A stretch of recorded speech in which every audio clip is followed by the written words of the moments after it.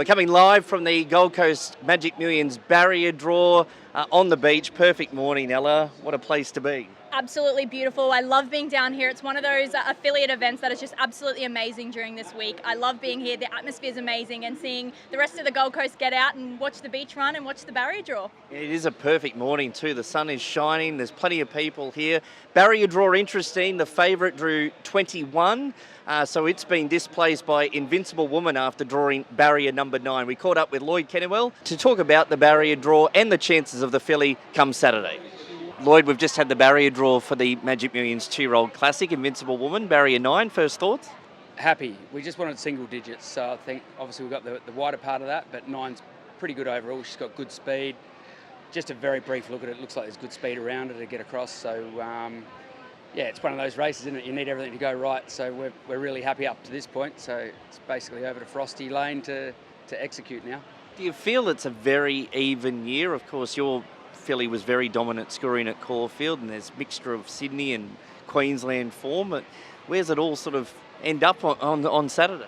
Yeah, look, it's one of those races this year. Obviously, it looks like it's a lower rating field of what there has been in previous. You can only race against what's up and available, to be honest. So sort of put that in the back of our mind. We're just happy that our horse is here and ready to go. So it's a $3 or $3.5 million race for us with the women's bonus involved. So it's a great crew, and we bought it specifically to try and get back to this race. It's difficult to do, and we're all but here a few days out. So very, very happy.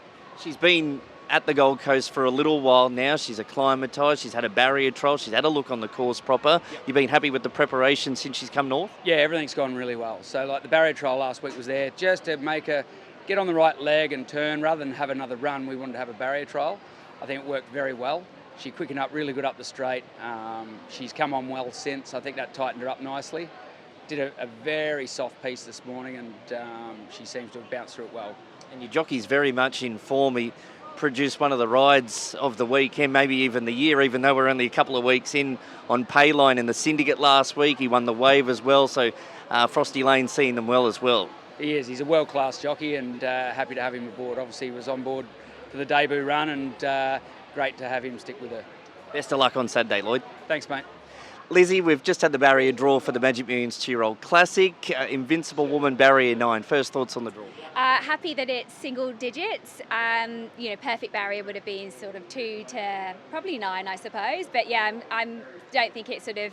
I've always thought going into the draw it wasn't going to affect her chances too much because she's got such brilliant gate speed.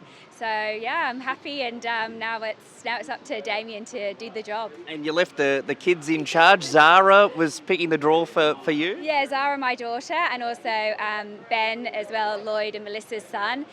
Ben is this, he had it all planned out, and Zara was really keen to just be front and centre, I think. So they went up together, and they came back. We said, well done. Apparently they had their hands over 17, they thought, and 17 was the one that was drew out afterwards. Yep. So we drew 9, so thank goodness at the last minute they switched to 9 and we got the right gate. I think it's a thankless job, the barrier draw. We all want to be part of it, but I think it's something that none of the adults or grown-ups, because they know the magnitude of if you draw a big gate. So I know that this week in particular is really all about family as well as the races and all the events that are on, and so I always want to involve my children and my family in the event, and Lloyd, as you know, he's got his young family as well, and Melissa. So yeah, for me it was a partial wanting to involve the kids, but also a partial palm off too. Just tell us about how you got the syndicate involved in the filly, in the process of buying from the sales to where we are today and going into Saturday. I've always been close to Melissa, Kennewell and Lloyd, and when they brought Lucy on board, I said, great, I can have a ladies horse with you now from Magic Millions. So we decided to look at last year's sale. There was a lot of really nice horses. I was very strict on the price range that I was sticking to, and I loved this one I'm Invincible filly. I loved a lot of I'm Invincible fillies, but I knew that she was probably going to be out of my price bracket. So when I was able to secure her, it was actually when she was passed in.